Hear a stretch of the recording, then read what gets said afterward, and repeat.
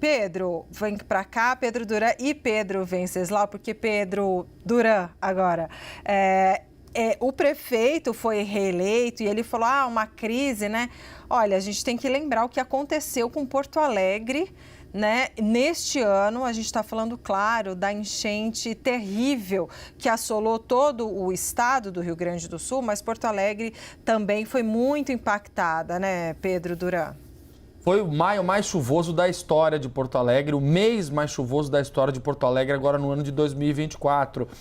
E a Prefeitura de Porto Alegre teve falhas, problemas no enfrentamento às chuvas, Débora. Os sistemas de drenagem que foram montados para garantir que Porto Alegre ficasse preparada para receber as chuvas não deram certo, falharam. A água entrou, ultrapassou os portões, arrancou os portões, ultrapassou os diques, invadiu a cidade e deixou bairros inteiros debaixo d'água.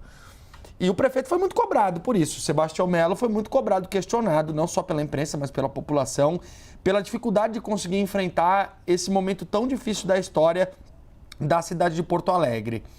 Mas ainda assim, consegue ser reeleito.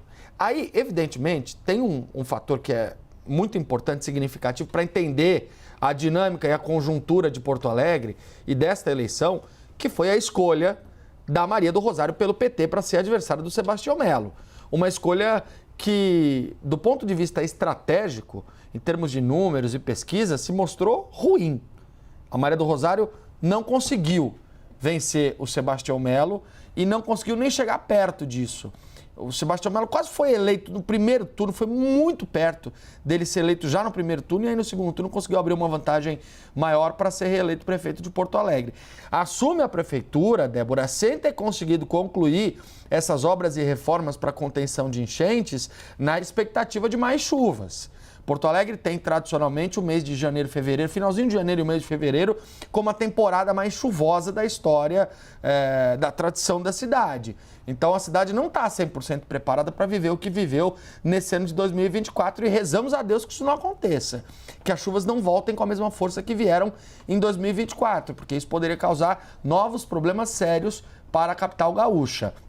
Para além disso, importante ver também essa conjuntura de Porto Alegre, que Melo é mais um prefeito que assume com o carimbo do bolsonarismo, um bolsonarismo envergonhado, é verdade. O ex-presidente Jair Bolsonaro não foi exaltado como um ativo político pelo Sebastião Melo, ao contrário, ficou nos bastidores da campanha, inclusive com a indicação da Bettina Worm, que veio do meio militar e uma outsider e acabou virando a vice dele para compor com o PL essa chapa do MDB e aí assim fazer com que o prefeito conseguisse ser eleito.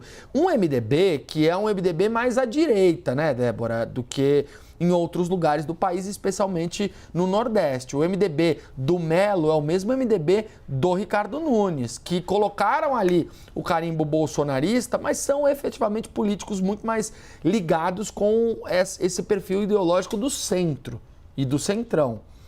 Mas certamente tem um peso para 2026, porque o MDB vai ter que tomar uma decisão.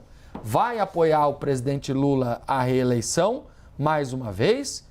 Vai lançar um candidato próprio ou vai ficar na oposição de Lula e eventualmente aliado ao candidato escolhido pelo ex-presidente Jair Bolsonaro? Esse dilema vai ser difícil para o partido. Tem alguns nomes, como o Pedro já citou aqui, como o do Helder Barbalho, governador do Pará, ou da Simone Tebet, que são cotados para serem vices do Lula, no caso de uma reeleição, trazendo de volta o MDB para essa aliança eleitoral, mas o partido tem essa resistência política mais ao campo da direita, que é muito ancorada pelo Ricardo Nunes e pelo Sebastião Melo.